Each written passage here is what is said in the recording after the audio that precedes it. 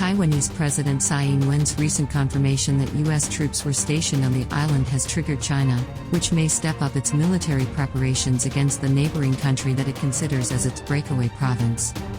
Analysts think Beijing would consider the first official confirmation of U.S. military presence in Taiwan as a highly provocative move, reported South China Morning Post.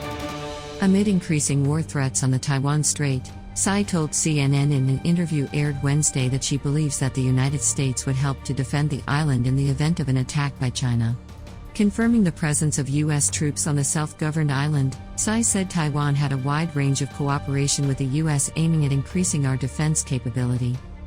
Though Tsai did not say exactly how many U.S. military personnel are currently on the island, she added it was not as many as people thought.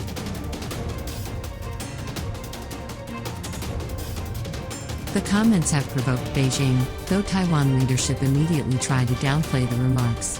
Taiwanese Defense Minister Chu Kuo-cheng quickly clarified that U.S. troops were not stationed on the island, and are only conducting training exercises as part of exchange programs. Taiwan needs to rely on its own capabilities in order to defend itself, not merely hope for support from others. Helping the Taiwanese military with training is the U.S. troops' only purpose, Chu was quoted by Taiwan News. Nevertheless, China has reacted that it firmly opposes military links between Taiwan and the U.S. and the latter's attempts to provoke and stir up trouble. When asked about Tsai's comments, Chinese Foreign Ministry spokesperson Wang Wenbin said, "Taiwan independence is a dead end, and there will also be no turning back for those who support it." Chinese Defense Ministry spokesman Tan Kefei-tu warned the U.S. that China will resolutely counter and fight back if the U.S. continues to cling to the illusion of using Taiwan to contain China. Meanwhile, analysts think Tsai's revelation was a serious provocation to Beijing. Song Dongbing, a former PLA instructor and military affairs commentator, told South China Morning Post that Tsai was saying that Taiwan has the backing of the U.S. so the PLA should not act rashly. "This is a serious political and military provocation," he said. However, he added that Beijing would stick to a peaceful reunification and solicit Taiwanese public support.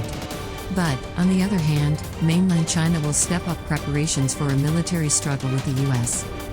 Earlier, the Chinese state-run tabloid Global Times ran an article quoting an analyst who said more military actions are likely in the Taiwan Straits, and the U.S. military presence in the region will face more countermeasures from the PLA.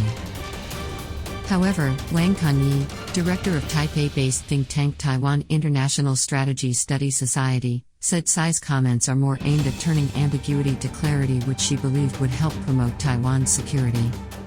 Washington maintains a policy of strategic ambiguity, a refusal to explicitly state whether it would take military action for Taiwan on the issue. Taiwan also has 2 underground hangars in Hualien and Taitung where up to 400 fighter jets could avoid a PLA first strike, thanks to the 310 miles of mountain coverage, with an average height of more than 3,000 meters. The report adds that flying records issued by the Taiwanese Defense Ministry showed the planes that breached the buffer zone included KJ-500 with early warning and control systems, J-16 fighters, H-6K bombers, Su-30 fighters, and others. This hinted that the drills were also aimed at collecting data on the island's terrain and landscapes. There is another reason for PLA aircraft to concentrate on Taiwan's southwest. By following the route, the PLA is avoiding disruption to civilian aircraft in the busy airspace over the Taiwan Strait and the East China Sea. In the past, once PLA fighter jets took off from airbases in Fujian, all civil airliners in the province would be grounded for up to 4 hours to give way, causing great impact and economic loss to both domestic and international flights, Zhou Chunming, a researcher from the Yuanyang Military Science and Technology Institute in Beijing, was quoted by South China Morning Post. These frequent disruptions triggered complaints from China's civil aviation industry, after which it was decided that the PLA warplanes would no longer fly to the north of the Taiwan Strait to avoid disrupting civilian flights. The military aircraft are now constrained in the south, where they head west to avoid entering the world's busiest airspace over Hong Kong. Compared with the Taiwan Strait and the East China Sea, airspace in southwest Taiwan is big enough for the PLA aircraft and warships to conduct training and other military activities, Zhou added.